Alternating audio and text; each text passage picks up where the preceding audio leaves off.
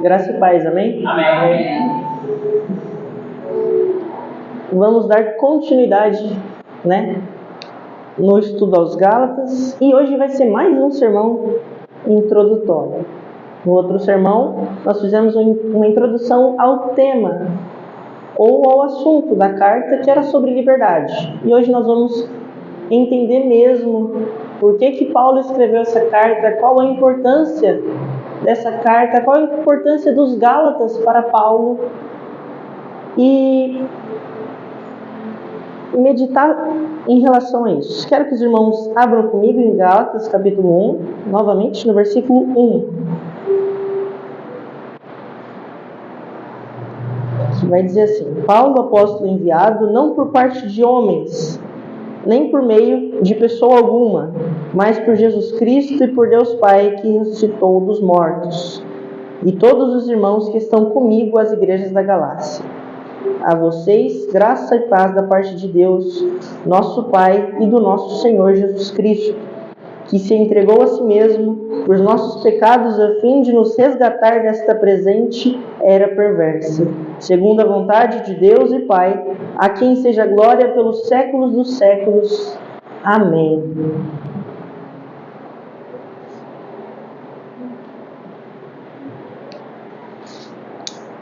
Só para a gente contextualizar novamente qual que era o cenário da carta aos Gálatas,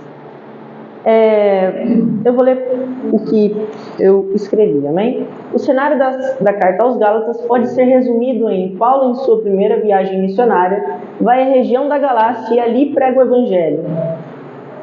Então, desde a conversão de Paulo em Atos 9, ele passou um tempo meditando na palavra, recebendo a revelação do Senhor, e ele foi comissionado, ele foi chamado para ser apóstolo do Senhor, e apóstolo de levar o Evangelho às pessoas, levar o Evangelho aos lugares, plantar igrejas. E o apóstolo Paulo gastou praticamente o resto da sua vida todo dedicado a isso. E na sua primeira viagem missionária, ele vai passar por algumas regiões, e uma dessas é a região da Galácia. Não se sabe exatamente pelos estudiosos se foi na do norte ou na do sul, mas, segundo algumas teorias, nós acreditamos que foi a Galácia do Sul. Enfim, não muda muita coisa, porque o amor de Paulo e as doutrinas seriam as mesmas se os problemas tivessem acontecido também, independente do lugar. Dentro desse período em que ele está pregando o Evangelho, que ele vai fazer a sua primeira viagem missionária, é possível a gente chegar à conclusão que Paulo estava doente. Ele vai falar que quando ele foi, no capítulo 2, se não me engano, quando ele vai falar sobre os Gálatas, quando ele foi recebido pelos Gálatas, ele estava doente e os Gálatas receberam ele calorosamente, ao ponto de ver a enfermidade de Paulo e querer sanar aquilo, querer tirar aquilo de Paulo. A enfermidade possível era nos olhos, Em alguns outros textos vai deixar isso um pouco mais exposto, no sentido de que eles receberam Paulo de uma maneira que nós temos essa ideia com os nossos filhos, Geralmente os pais têm essas ideias com os próprios filhos. Quando vê o filho doente, se eu pudesse tirar essa enfermidade dele e colocar em mim, eu colocaria. Da mesma maneira, foi Paulo recebido pelos Gálatas. Então, ele estava doente, estava com enfermidade provavelmente nos olhos, e mesmo assim foi recebido e fundou a igreja e criou laços de comunhão com os Gálatas. Após isso, os gentios ou pagãos, que eram esses Gálatas, que haviam se convertido, sofreram ataques de judeus que haviam se convertido ao cristianismo, mas acreditavam na observação da lei mosaica, acreditavam que era necessário eles praticarem a lei mosaica e a circuncisão para terem uma aliança plena com o nosso Deus.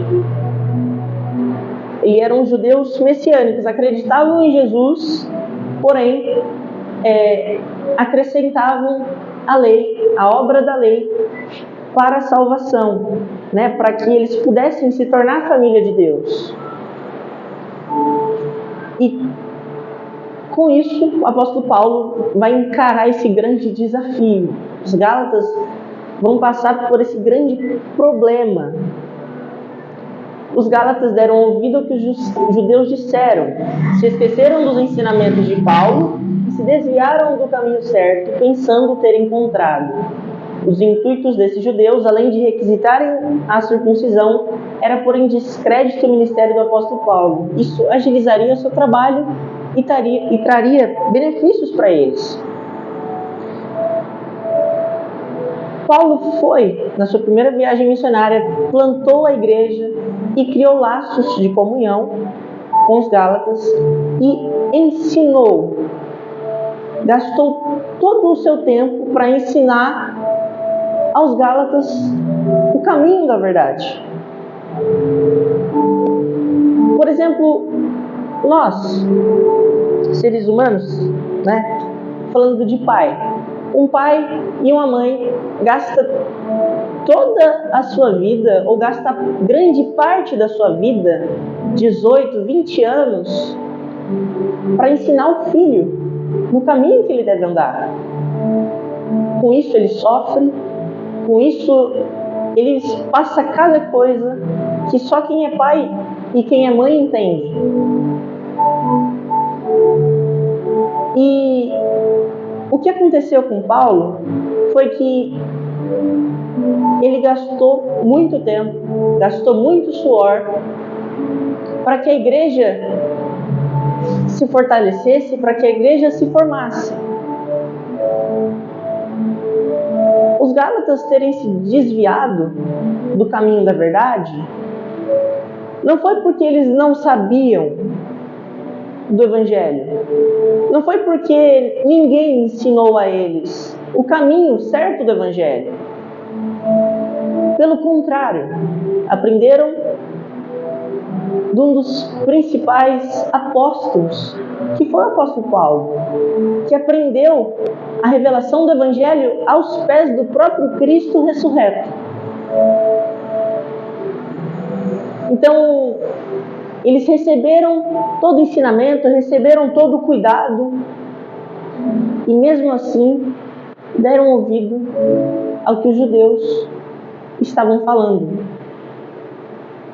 e preferiram acreditar no que eles estavam falando e deixaram aparentemente de ter aquela admiração por Paulo que eles tinham no começo.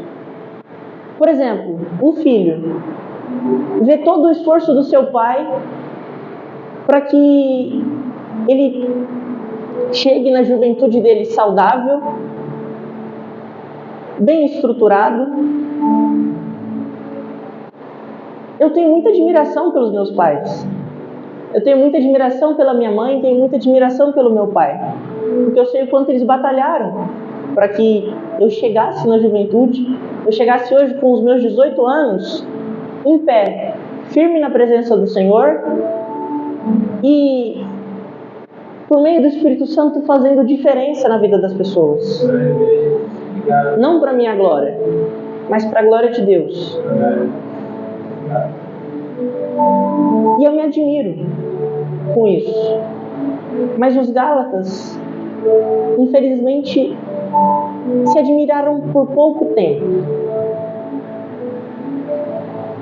Eles se admiraram, mas depois começaram a dar ouvido aos judeus e falaram: será Será que Paulo era tudo isso? Será que Paulo fez certo? Questionaram dentro de si tudo que o apóstolo Paulo fez por eles, por meio do Espírito Santo. E nós sabemos que o pai sabe que isso é triste. A gente se esforçar, o pai se esforçar, a mãe se esforçar e não ter o reconhecimento do filho. É triste. Mas no Evangelho nós não precisamos do reconhecimento de ninguém. O ministério, aquele que quer seguir o ministério do pastorado, ser diácono, ser obreiro, enfim, ele não tem que ser apegado a isso. Por quê? Porque vai acontecer com ele como aconteceu com Paulo. Como aconteceu com os apóstolos. Mas tudo é para a glória de Deus. Se não me engano, 1 Coríntios vai falar que a obra do Espírito é muito maior que a graça. Que a obra que o Espírito Santo produz, é muito maior do que a lei, né? Não que a graça. Muito maior do que as obras da lei, as obras produzidas pelo próprio esforço humano. Então, eles deram ouvido aos ensinamentos dos judeus e estavam se desviando do Evangelho da verdade. No entanto, o apóstolo Paulo defende seu ministério e a veracidade do Evangelho que havia pregado a eles. É importante recordarmos o amor de Paulo para com os Gálatas e o amor dos Gálatas para com Paulo também. Servir a igreja é ser alguém pessoal, próximo e verdadeiro. Como eu disse, Paulo gastou muito tempo. Paulo gastou a sua vida praticamente plantando igrejas. E quantas igrejas não deram problema para o apóstolo Paulo? Coríntios, meu Deus do céu. São 14 epístolas que ele escreveu. Todas as igrejas estavam 100% saudáveis? Não. Mas é a luta, são as dificuldades do ministério.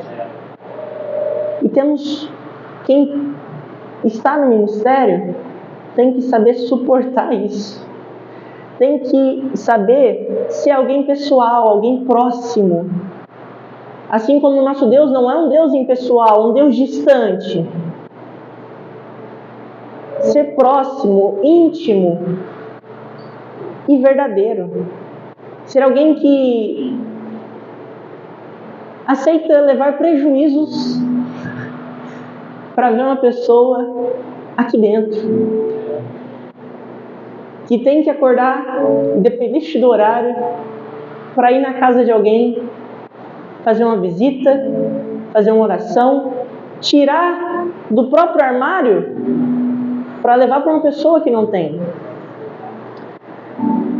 Mas como isso pode ter mudado? Valeu a pena todo o esforço de Paulo? Será que valeu a pena todo o esforço que nós fizemos para ajudar as pessoas? Será que vale a pena todo o esforço que o pastor tem? Não em si, do pastor Wellington, mas do pastor em si? De entregar a sua vida, entregar o seu tempo para servir a igreja? E a resposta o próprio Deus dá. Que esses são dignos de dupla honra, que esse tem uma responsabilidade gigante, mas Deus cuida muito bem deles. Então valeu a pena. Valeu a pena todo o esforço que Paulo fez. Nenhum esforço que a gente faz para que alguém se achegue ao Evangelho, para que alguém se mantenha no Evangelho, que a gente ajude em questões financeiras, em questões de necessidade de alguém, sempre vai valer a pena. Sempre. Se a pessoa foi ingrata,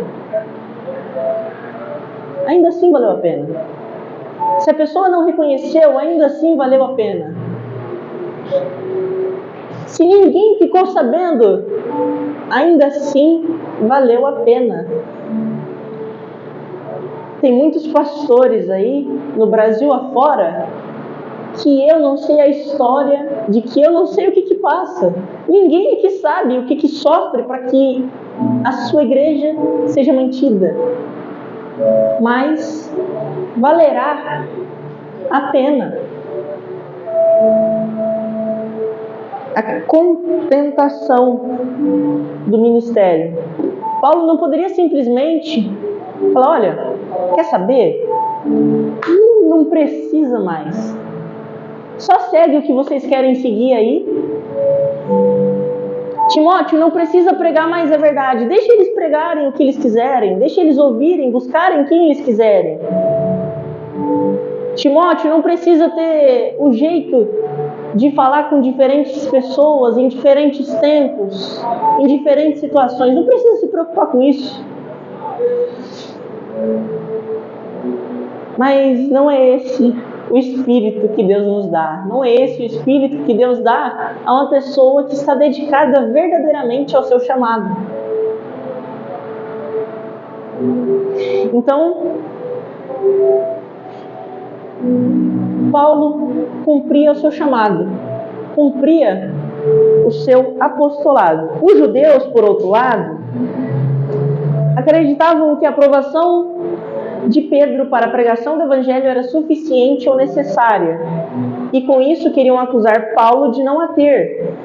Mas Deus sabe de todas as coisas e deixou Paulo aproximadamente 12 a 14 anos estudando e recebendo a revelação do evangelho aos pés de Cristo, sem que houvesse qualquer diferença no evangelho pregado entre ele e os apóstolos de Jerusalém. Novamente, ele passou pela região da Galácia, plantou uma igreja, vieram os judeus que haviam se convertido ao cristianismo, lá de Jerusalém, que haviam recebido como se fosse uma carta, ou como se fosse uma autorização de Pedro para que eles pregassem o evangelho. Só que Paulo não teve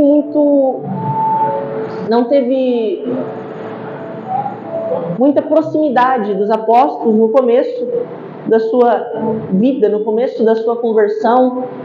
Ele ficou distante, aprendendo aos pés de Cristo. E com isso, eles queriam falar que o apóstolo Paulo não tinha autoridade nenhuma para pregar o evangelho que ele estava pregando. A verdade é que pastor nenhum tem a capacidade de dizer você está autorizado ou não para pregar o evangelho. Então, você pode e você não pode. A validação da pregação não se dá por isso. Se uma pessoa prega o evangelho verdadeiro, não é porque alguém deixou ou não deixou. Se uma pessoa prega o evangelho falso, o evangelho mentiroso, ainda que uma pessoa, ainda que um pastor, ainda que um pastor presidente tenha deixado, não vale de nada. Então, Pedro autorizar ou não era validação do evangelho sendo pregado.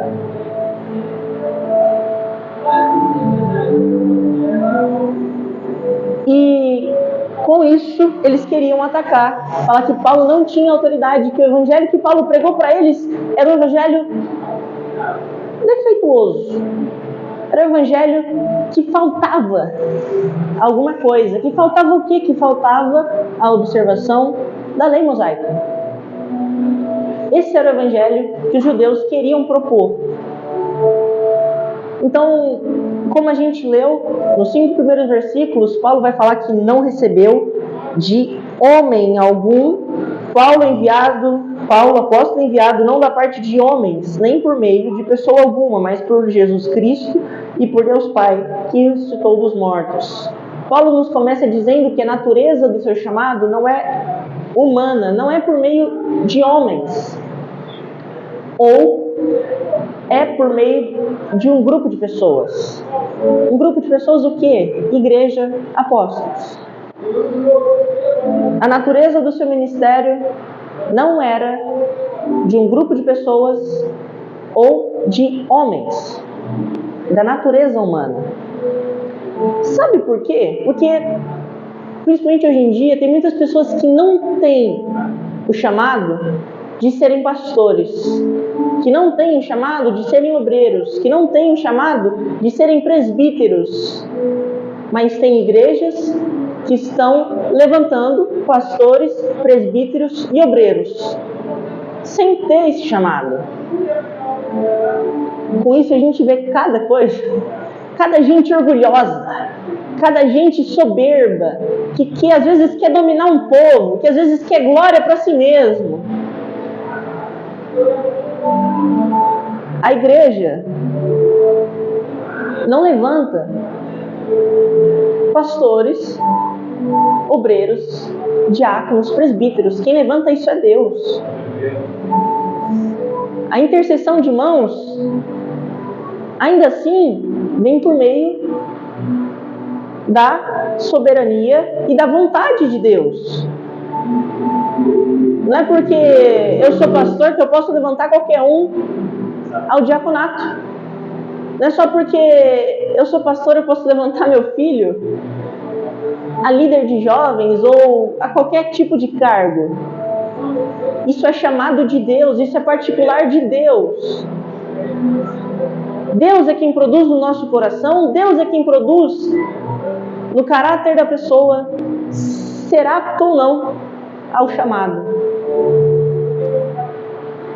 Então, é importante a gente entender isso.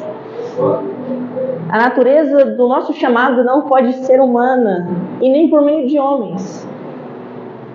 Tem que ser de Deus, tem que ser por parte de Deus. Porque muitas pessoas querem ser consagrados a pastores, a diáconos, mas não tem caráter, não tem personalidade, não tem vida espiritual para isso. E com isso, o apóstolo Paulo defende, ele vai defender no capítulo 2, mais para frente, mais explicitamente o seu ministério, mas agora ele quer defender o evangelho que ele pregou para eles. Ele basicamente falou, o meu ministério provém de Deus. E o que eu prego também provém de Deus. Se a gente for parar para prestar atenção, do versículo 1 ao versículo 5, Paulo faz um resumo do evangelho puro e verdadeiro que ele havia pregado aos Gálatas. Glória seja ao nosso Deus, Pai de nosso Senhor Jesus Cristo, que ressuscitou ele dos mortos. Aleluia. Que se entregou a si mesmo por nossos pecados, a fim de nos resgatar desta presente era perversa. Em algumas traduções vai estar desenraizar, nos libertar desta presente era perversa. O que é o Evangelho senão isso? Senão o Filho de Deus, o próprio Deus, se encarnando e dando a vida, sofrendo, padecendo, para que os outros recebessem a graça de Deus. O que é o Evangelho senão a libertação que Cristo nos dá? Não é nada. Não é o Evangelho. A gente vai chegar nessa parte. Paulo vai falar mais abertamente. Então, ele fala do seu ministério que é provindo de Deus e anuncia nos primeiros 5 versículos, que podem ser chamados de doxologia, que é louvor, que é oração em forma de versículos. Para lembrá-los disso, é possível ver que por meio da doxologia que ele escreveu, por meio da introdução, do louvor, da oração que ele fez, que ele desejava lembrá-los do evangelho puro e verdadeiro que ele havia pregado, os seus frutos, o evangelho que ele havia pregado e o sofrimento que ele padeceu para que aquela igreja estivesse de pé, validassem o seu ministério. Tem muita gente que acha que só a pregação valida o ministério. Tem muita gente que acha que só o sofrimento valida o ministério. Mas não. É sofrer pregando o evangelho verdadeiro. É pregando o evangelho verdadeiro na tribuna, mas sofrendo todos os dias para que o ministério se valide. Não é somente, a pregação não é somente o sofrimento que validam o ministério. Lembrá-los da fé e esperança em Cristo e na suficiência de seu sacrifício para a remissão dos pecados e a libertação da carne ou a libertação do pecado, para nos resgatar desta má era onde o pecado escraviza todos os homens. Onde todos os homens são escravos do pecado, Cristo veio para nos libertar. É esse o evangelho que Paulo está tentando lembrar eles de que ele havia pregado. Lembrá-los do evangelho da graça que trazia paz e lembrá-los do evangelho da liberdade. Não o evangelho que está enxertado na lei mosaica, que me dá ansiedade porque eu não posso me achar justo. A gente vai mais para frente chegar nessa parte. É o evangelho da graça. Vós sois salvos por meio da fé. Vós sois salvos pela graça por meio da fé. E isso não vem de vós. A graça não vem de vós. Vem de Deus. A salvação não vem de nós, vem de Deus. E mais um fato importante sobre a sua doxologia, sobre a introdução, sobre a oração, o louvor que Paulo fez, é que, em comparação às outras cartas, ela é curta e espontânea. E também não tem nada a recomendar nos seus leitores. Ou seja, Paulo não tinha nada para falar bem dos Gálatas. Que triste. Coríntios, vocês começaram bem com os dons, mas Tessalonicenses, eu admiro que vocês tenham perseverado. Filipenses, eu me admiro também que vocês tenham perseverado. Nas outras igrejas, ele tinha coisas, ainda que eram muito problemáticas, a se recomendarem. Mas será que o evangelho, os Gálatas eram totalmente perversos? Não. Mas por que então não recomendar nada? Por que então não falar bem de nada?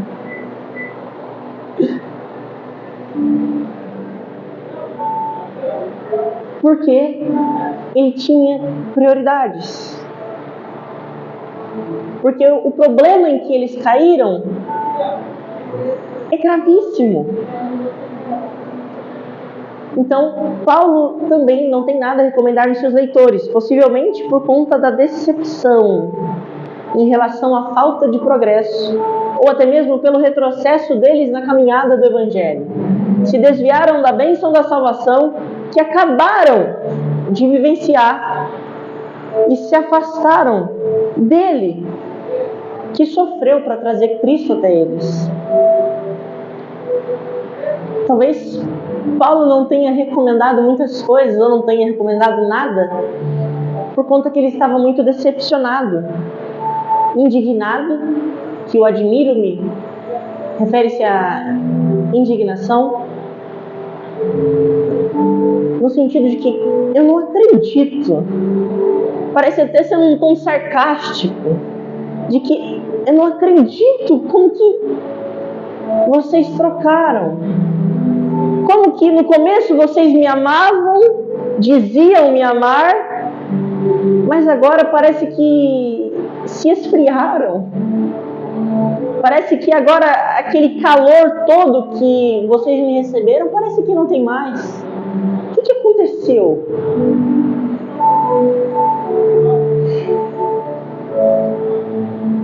Em tão pouco tempo, eles se desviaram do Evangelho, se desviaram do caminho certo do Evangelho, pensando estar vivendo outro Evangelho.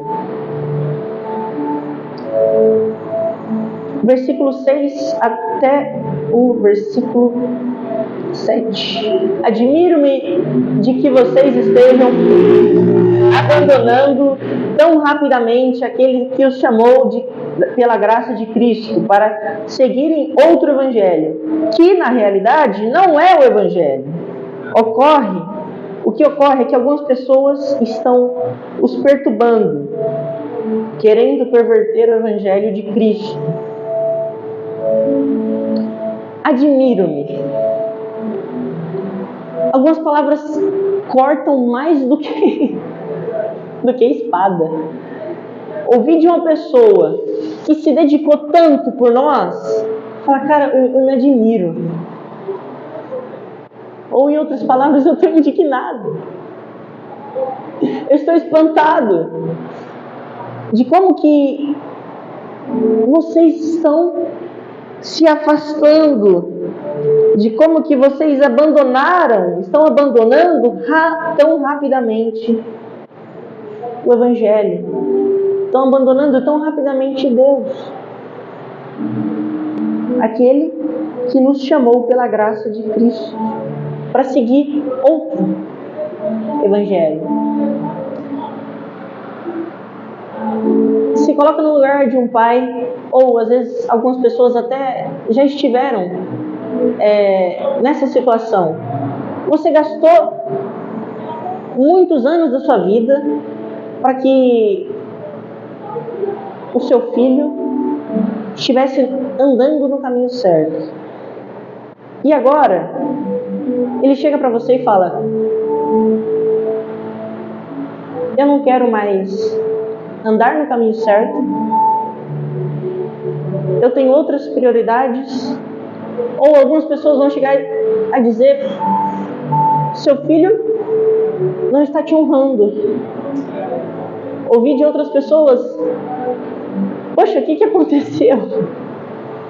O que aconteceu que o seu filho, que você dedicou tanto tempo, se tornou nisso? Nenhum promíscuo, nenhum infrator, nenhum pecador tão astuto. É doloroso. É doloroso para um pastor chegar em momentos que a sua igreja estava cheia, estava fluindo muito bem, e depois ser o último a fechar as portas e ver que nem todos, ou a maioria, não perseverou até o final. E eu vi um comentário ainda: poxa, mas o que aconteceu? Poxa, o que aconteceu? É triste. É triste um pastor ver todo o seu ministério, que nos olhos dos homens está arruinado. Tem muita gente que acha que porque uma igreja não tem muitos membros, não tem muita estrutura, o ministério do pastor daquela igreja é fraco, não é verdadeiro. Porque se fosse de Deus, seria visível poder, unção, pessoas se achegando.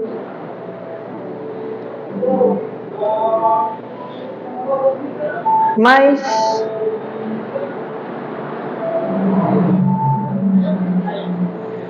Isso é doloroso. Viver isso é doloroso. A gente gastar a nossa vida, eu falo a gente, pessoas, gastarem a sua vida por evangelho, gastar a sua vida, gastar toda a sua sanidade mental e ver pessoas que você sempre tentou ajudar se esquecerem, jogarem ao chão toda a sua ajuda. O olhar doloroso de Paulo é perceptível. É uma mescla de sentimentos: indignação, tristeza, cansaço e entre outras dores do ministério. Ver todo o seu esforço jogado ao chão e sendo esquecido não é uma tarefa para qualquer um. Por isso que eu falei, tem muita gente que não recebeu o chamado e não vai suportar. Não vai suportar esse tipo de coisa acontecer. Tem muita gente que não recebeu o chamado, mas foi levantado pastor, que não vai suportar ver a igreja passar por momentos difíceis e vai querer abandoná-la. E vai querer abandonar talvez até o evangelho. Ver todo o seu esforço desmoronar, ver toda a sua casa, como as pessoas do sul, que viram tudo inundado, que viram tudo acabado pelas águas, todo o seu esforço para conquistar aquilo acabado, derrubado, destruído, não vai conseguir se reconstruir, não vai conseguir permanecer. Por isso que o ministério não é para qualquer um. Não é uma tarefa fácil ver todo o nosso esforço, ver todo o nosso empenho ser destruído na nossa frente, diante dos nossos olhos. Não é fácil. Muitos pastores se suicidam. Muitos pastores largam as esposas. Muitos pastores deixam a igreja e ficam em casa com depressão por conta disso. Mas o espírito de quem recebeu o ministério, de quem recebeu o chamado, não deixa isso acontecer. 1 Coríntios, se não me engano, capítulo 4, por isso perseveramos. Porque o que importa não é um vaso de barro, o que importa é o que está dentro. O que importa é o Espírito Santo, o que importa é a graça de Deus que dá valor ao vaso. Não importa se o vaso tem que sofrer, não importa se Paulo teve que sofrer, não importa se o pastor tem que sofrer. O que importa é que a graça de Deus está sendo levada, que a graça de Deus está sendo superabundante, que a graça de Deus está salvando pessoas. Isso é o que importa. Não importa se a igreja tem poucos membros, não importa se tem pouca estrutura, não importa se eu prego para uma pessoa só às quintas-feiras. Não importa nada disso. O que importa é viver o ministério, o que importa é viver para Deus. Paulo gastou muito tempo e suor para ele explicar o Evangelho, ensinou as doutrinas fundamentais, esperando que eles permanecessem na verdade pregada por Cristo e por Ele. Sua indignação é por causa da grande problemática de viver algo totalmente distante do Evangelho, pensando estar vivendo-o. A enganação é algo desastroso na nossa vida.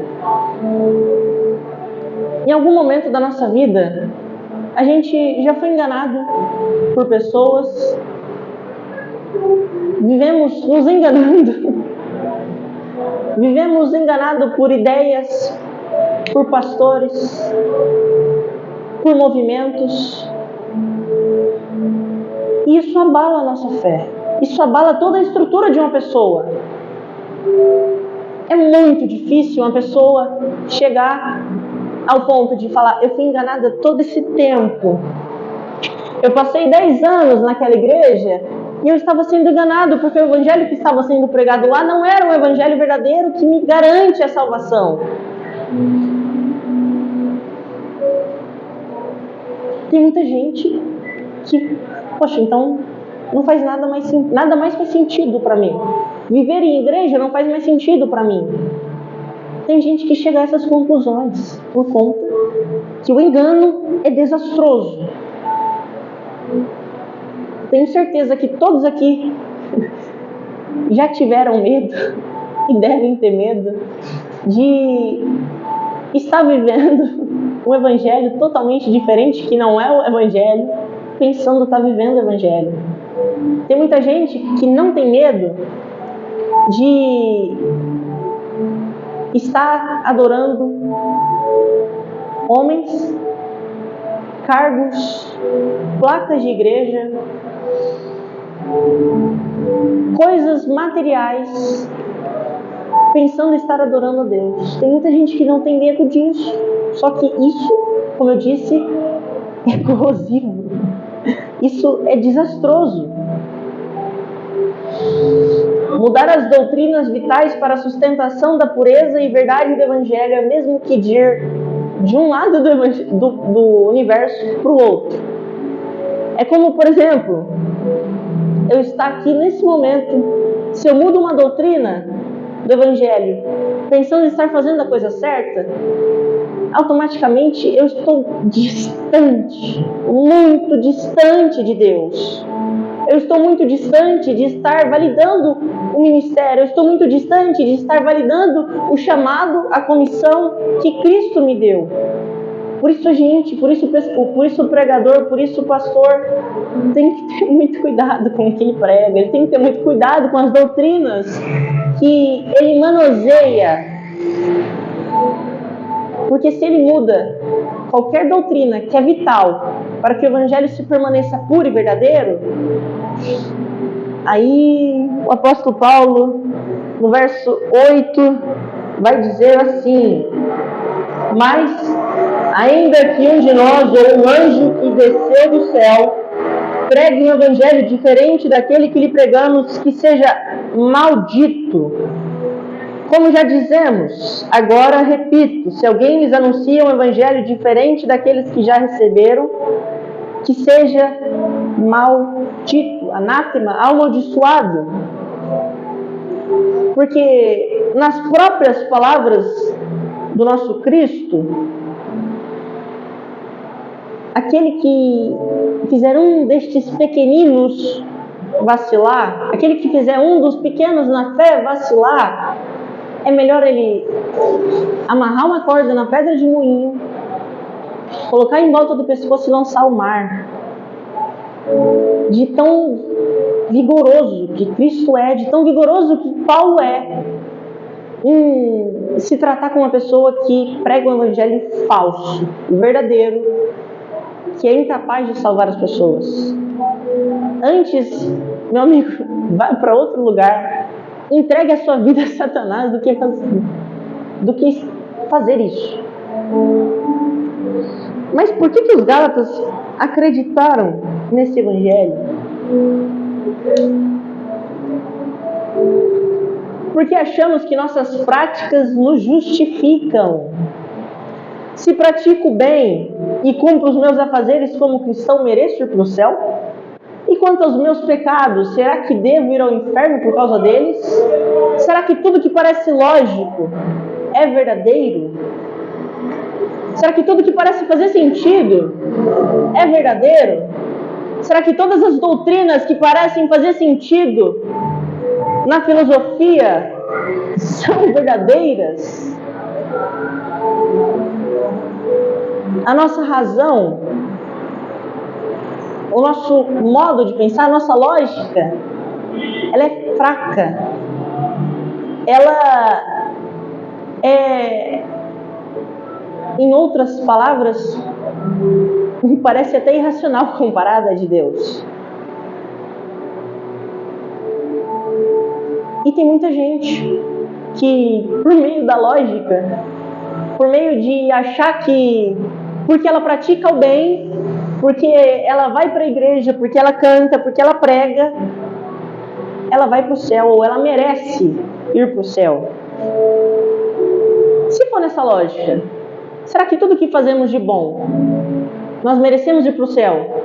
E quanto ao que nós não fazemos de bom?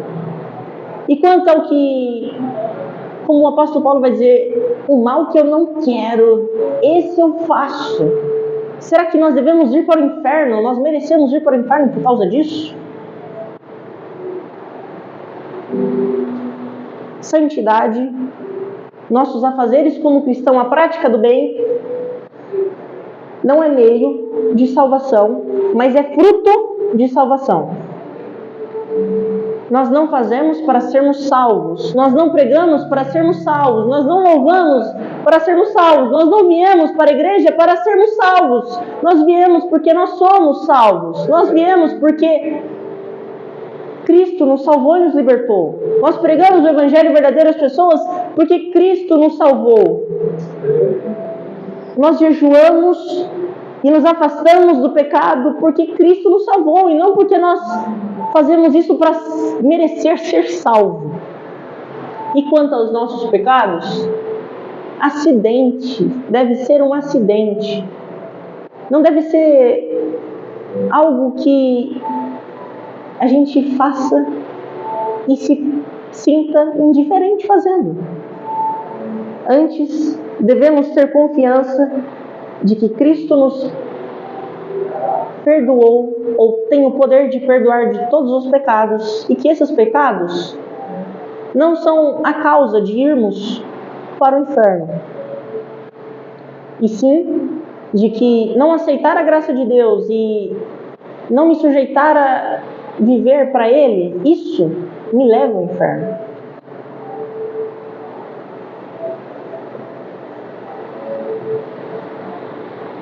São coisas simples que tiram, na prática, a oportunidade de pessoas alcançarem a graça. São pessoas querendo se justificar pelo próprio bem, pela força do próprio braço, querendo ser santo pela força do próprio braço e não pelo Espírito Santo, que vai passar inúmeros anos, a vida inteira na igreja, vai falar: Senhor, mas eu fiz, mas eu falei, mas eu preguei, mas eu libertei, mas eu profetizei, mas eu não te conheço. É justamente isso. Não é por nós, não somos nós que temos a capacidade de produzir o que é bom, mas o Espírito Santo em nós. O Espírito Santo que produz em nós a vontade e a capacidade de realizar. É o Espírito Santo, não as nossas próprias forças. Isso tira a salvação, o acesso à salvação de algumas pessoas, porque elas vão viver nisso, acreditando nisso, e não poderão chegar ao conhecimento da verdade, se arrepender de fato e ser salvo de fato pelo sangue de Cristo. Por isso que Paulo, por isso que Cristo, por isso que os apóstolos, por isso que os concílios da igreja foram tão severos quanto às heresias, quanto ao evangelho que era modificado. Porque o evangelho que é modificado não tem a capacidade de levar pessoas à salvação. A gente pode até fazer parte de uma igreja que o Evangelho prega uma teologia da prosperidade, prega uma teologia da libertação, mas o Espírito Santo, mas Deus é gracioso e nos dá oportunidades de conhecermos a palavra de Deus, de nos aproximarmos do Espírito Santo e sairmos daquele meio. Mas ainda assim, se permanecermos nesse Evangelho falso, mentiroso, de que tudo gira em torno de dinheiro, de que eu vou alcançar a Deus pelos meus próprios esforços, de que eu vou ser salvo porque eu pratico o bem, porque eu pratico a lei, porque eu sou circuncidado, porque eu faço parte de tal ministério, porque eu faço parte de tal igreja e só essa igreja será salva, eu não vou chegar à salvação. Ainda que eu faça, ainda que milagres aconteçam, esse evangelho não é capaz. E maldito é o homem que prega esse evangelho. Seja maldito Maomé, Seja maldito Joseph Smith, Charles Russell, dentre outros gnósticos que disseram ter recebido uma nova revelação do Evangelho para fazer daquilo fonte de doutrinas que não levam as pessoas à salvação. De dizer que por conta de eu guardar o sábado, eu vou ser salvo. De que eu tenho que guardar o sábado porque isso é uma ordem de Deus. De que porque eu tenho que dizimar, eu sou obrigado a dizimar, e se eu não dizimar eu vou perder a minha salvação. Malditos sejam esses. Não sou eu quem falo. Eu não tenho essa capacidade, talvez, de chamar alguém de maldito. Mas a própria verdade da palavra chama esses homens que deturpam o Evangelho de Deus de malditos. De pessoas que enganam as pessoas para ganhar dinheiro. De que enganam as pessoas para ter escravos na fé em suas mãos. De malditos. De que estão à porta, não entram e não deixam ninguém entrar. De que fazem e criam costumes, de que fazem e criam práticas que eles não praticam ou até praticam. Mas ninguém consegue ser salvo, ninguém consegue ser justo.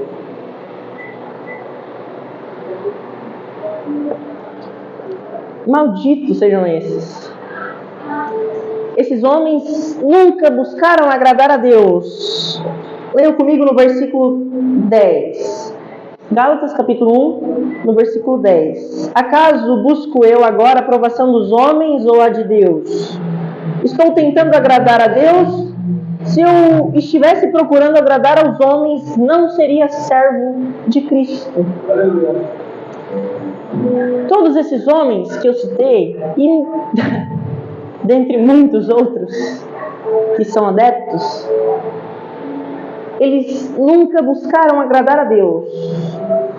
Se fizessem de fato, se tivessem de fato essa vontade de agradar a Deus, de servir o povo de Deus, não teriam feito de revelação pessoal fonte de doutrinas para suas igrejas. Eu não posso, em hipótese alguma, dizer que por conta que eu tive uma experiência com Deus, de que eu vi um anjo, de que eu vi o próprio Cristo, talvez, né? No próximo capítulo a gente vai tratar um pouco sobre isso, de que eu vi, de que eu presenciei, de que o anjo falou comigo, de que eu senti no coração, e eu posso tomar essas revelações, essas profecias, e falar: igreja, vocês têm que praticar isso porque isso é o Evangelho. Eu não posso fazer isso. Eu não posso e eu não quero fazer isso porque o meu intuito é agradar a Deus, é glorificar a Deus. Esses homens que pegam doutrinas que em quase 100% dos casos é para tirar dinheiro para si, ou é para ter reconhecimento, ou é para ter glória. Não, eu sou o fundador de tal igreja, de tal doutrina e de não sei o que lá, porque eu sou íntimo de Deus e eu recebi uma revelação do extremo, uma revelação do além, e por isso minha igreja anda assim, por isso que a minha igreja será salva. São pessoas assim. E como nós já entendemos, o Evangelho, o ministério não é para nós. As ovelhas não são nossas. A palavra não é minha. Eu a manuseio, mas eu não tenho autoridade sobre ela. Ela é a autoridade máxima. A verdade da palavra de Deus é a autoridade máxima. Posso receber, sim, profecia? Posso. Posso receber, sim, revelação, visão? Posso. Isso é de Deus. Mas não são fontes de doutrinas. O que nós precisamos já está 100% na Bíblia. A Bíblia é suficiente. A Bíblia, a palavra de Deus, é suficiente para a verdade, é suficiente para pregar o Evangelho em que as pessoas ouvem, se arrependem, se convertem e são salvas. Se santificam, deixam de roubar e agora ajudam. Deixam de dizer coisas horríveis e agora profetizam vida. Esse Evangelho é suficiente e verdadeiro. Então, esse evangelho fraco, maculado, incapaz de salvar alguém, nós não podemos pregar, nós não podemos aceitar isso. Quem escolheria falar a verdade que afronta o pecado e os nossos planos, sabendo que sofreria e que não seria honrado nem reconhecido por isso?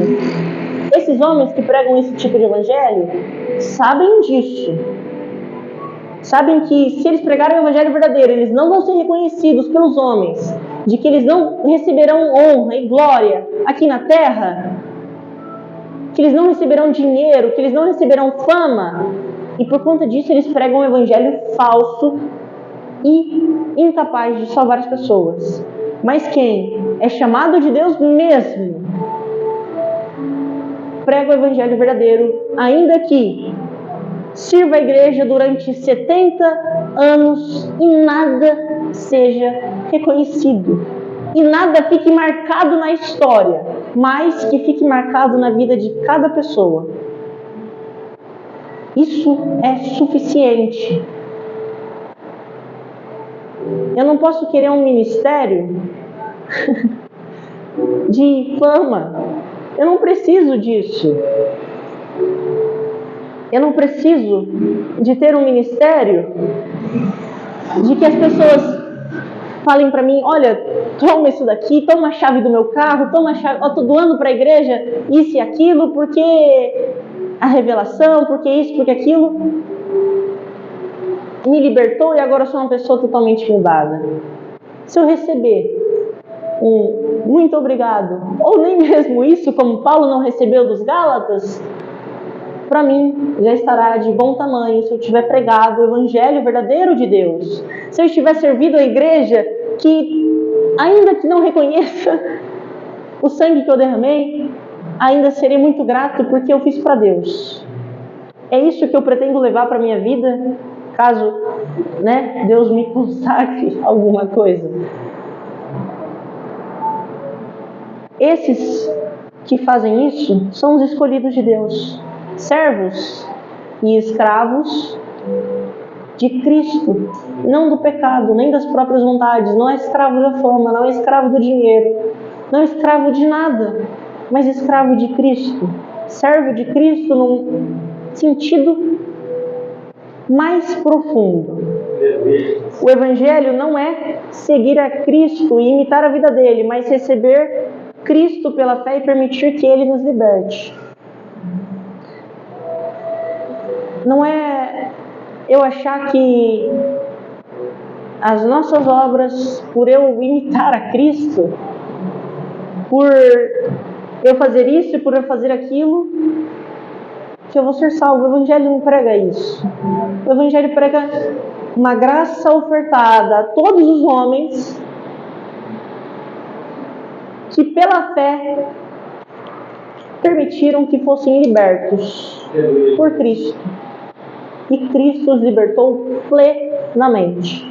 Então, é basicamente isso que o primeiro sermão do capítulo 1 vai dizer. O evangelho verdadeiro, sofrer pelo evangelho, sofrer pela igreja, ainda que ela não reconheça, porque nós não buscamos reconhecimento. E para a igreja, se atente mais ao que é pregado. Para a igreja, dê valor. Não precisa limpar o sapato de ninguém. Não precisa dar um salário para o pastor, não só para o nosso pastor, mas não precisa disso. Mas ouvir, a coisa mais prazerosa para um pastor, eu tenho certeza disso, é que as suas ovelhas, as ovelhas que Deus confiou a ele, ouvem a verdade permanecem na verdade e por essa verdade levam mais pessoas à verdade.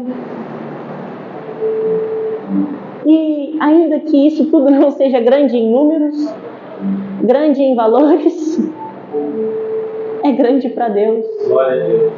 E é totalmente satisfatório para Ele. Então, a igreja tem que se atentar mesmo ao que é pregado. Não porque o pastor gastou a sua vida, ou gasta a sua vida, para que a igreja se fortaleça. Não. Mas porque isso é nosso. Isso é com Deus. O pastor não faz a igreja. O pastor não faz a minha vida com Deus. O pastor não faz a minha salvação. Tudo é provindo de Deus, tudo é provindo de Deus, do Espírito, pela graça de Jesus Cristo. E é tudo para Ele. É escolha minha se eu vou querer dar ouvido ou não ao que é pregado e praticar. E eu não devo fazer isso por conta que o pastor se esforça, mas porque isso é a nossa vida, porque isso é a nossa essência, isso deve ser o nosso desejo. Praticar porque nós queremos entregar a nossa vida a Deus e não para que o ministério de alguém seja validado. Praticar porque nós amamos a Deus. Orar pelos nossos pastores e, sempre que possível, ser grato a Deus pelos nossos pastores. Amém? Assim eu agradeço a oportunidade e na próxima nós continuamos. Amém?